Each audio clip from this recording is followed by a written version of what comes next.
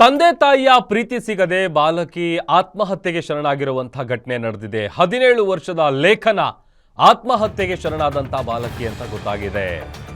ತಂದೆ ತಾಯಿಯ ಪ್ರೀತಿ ಸಿಗದೆ 17 ವರ್ಷದ ಲೇಖನ ಸೂಸೈಡ್ ಮಾಡಿಕೊಂಡಿದ್ದಾಳೆ.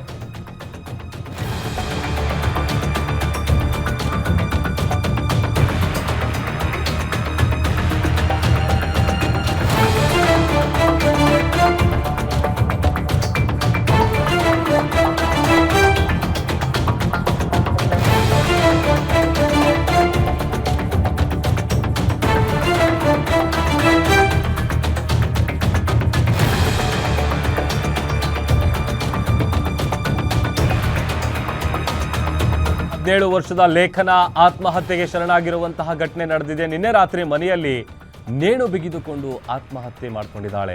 10ನೇ ತರಗತಿಯಲ್ಲಿ ಫೇಲ್ ಆಗಿ ಮನೆಯಲ್ಲೇ ಇದ್ಲು ಈಕೆ ಅಂತೇಳಿ ಗೊತ್ತಾಗಿದೆ.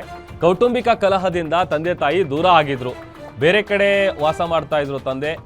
ಇತ್ತ ತಾಯಿ ಜೊತೆ ಲೇಖನ ಅವರಿದ್ರು. ನನಗೆ ತಂದೆ ತಾಯಿ ಪ್ರೀತಿ ಸಿಗ್ತಾ ಇಲ್ಲ, ಒಂದು ರೀತಿ ನನಗೆ ಲೋನ್ಲಿನೆಸ್ ಫೀಲ್ ಆಗ್ತಾ ಇದೆ, ನನ್ನ ಸಾವಿಗೆ ನಾನೇ ಕಾರಣ ಅಂತ ಡೆತ್ ನೋಟನ್ನು ಬರೆದಿಟ್ಟು ನೇಣಿಗೆ ಕೊರಳೊಡ್ಡಿದ್ದಾಳೆ.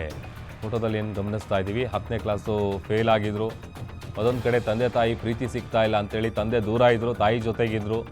ಬಟ್ ಆದರೂ ನನಗೆ ತಂದೆ ತಾಯಿ ಪ್ರೀತಿ ಬೇಕು, ನನಗೊಂದು ರೀತಿ ಲೋನ್ಲಿನೆಸ್ ಕಾಡ್ತಾ ಇದೆ ಅಂತೇಳಿ ಬಹುಶಃ ಮಾನಸಿಕ ಖಿನ್ನತೆಗೆ ಒಳಗಾಗಿದ್ರು ಅಂತ ಕಾಣುತ್ತೆ.